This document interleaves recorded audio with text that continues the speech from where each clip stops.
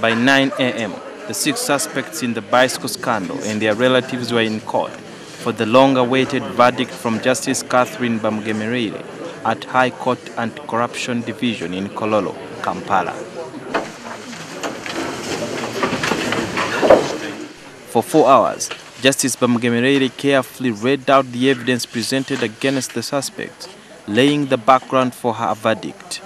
Interdicted former permanent secretary in the Ministry of Local Government, John Kashaka, was the first to be convicted for causing financial loss.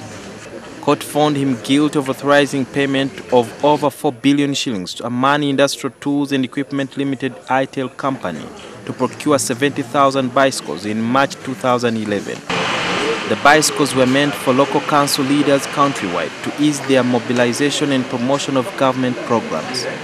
Justice Bamugemereire ruled that Kashaka paid the suppliers despite caution from Bank of Uganda that the payment documents had irregulars. But court acquitted the former PS for abuse of office after prosecution failed to prove the charge beyond reasonable doubt. Kashaka's lawyers argued that the contracts committee which awarded the contract to ITEL did so without his influence. We understood why we lost on those counts, and we are hopeful that not alone this conviction, but even the eventual process, the sentences that will be passed, we believe that justice will be done. Also convicted were Kashaka's co-accused, former principal accountant in the local government ministry, Henry Bamutura, was convicted for abuse of office.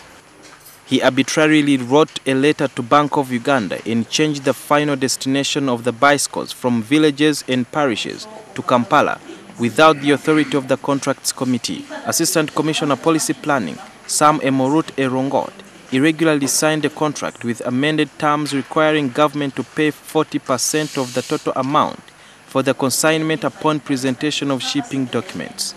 Another official, Robert Mwebazi, was convicted for abuse of office after he was found guilty of advising bidders to ignore technical specifications and reduce bid security to 300 million shillings without reference to the Contracts Committee. Timothy Tumusheruri was also convicted on all accounts of neglect of duty, including not advising the evaluation and contracts committees on due procedure to be undertaken before procuring the bicycles.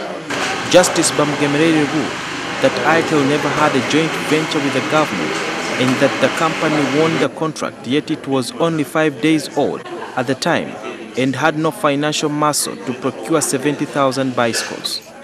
She also noted that the Contracts Committee, comprising the 5 convicts, smuggled in ITEL to connive with fraudsters to plunder taxpayers' money.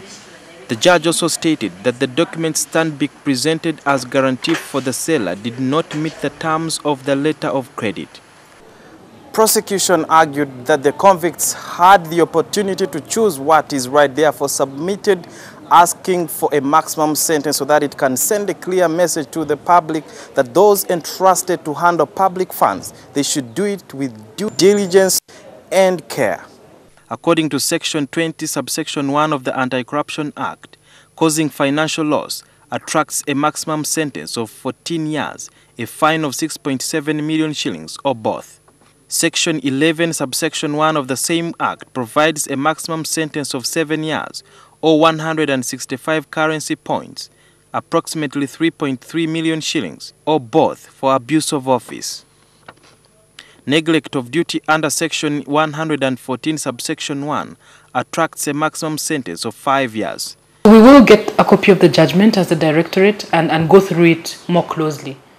What I can say is from the preliminary, we are happy with it. But on Thursday we have to submit on whether they should get to argue on them getting a more lenient sentence. Defense lawyers vowed to appeal the conviction. Of course, we have to appeal within 14 days from the date of judgment, of conviction. We are more than ready to go and defend the decisions. As the 6 convicts retreated to the court cells, there was friction after one of their relatives reportedly threatened to pick a pistol from the court reception to confront a photojournalist who he did not want to take his photos.